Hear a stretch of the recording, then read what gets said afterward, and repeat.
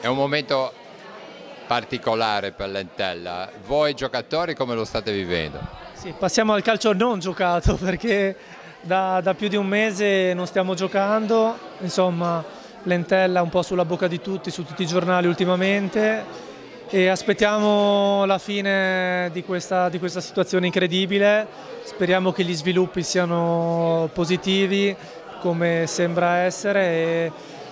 E il gruppo niente, il gruppo va avanti, la squadra si allena, cerca di trovare energie positive per allenarsi e rimanere a un certo livello di forma, anche se poi il sabato l'adrenalina della partita manca a noi, ma penso manchi anche e soprattutto alla città di Chiavari.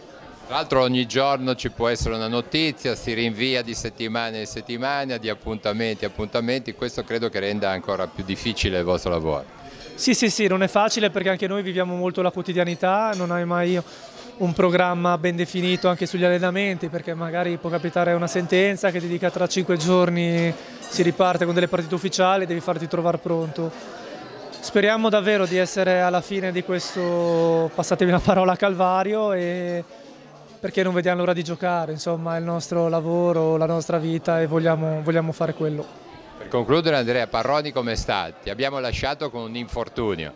Sì, questo tempo di inattività della squadra mi ha permesso insomma, di recuperare dei giorni, quindi prossima settimana, se tutto procede così, dovrei riaggregarmi al gruppo e niente, quindi dai, andiamo avanti così.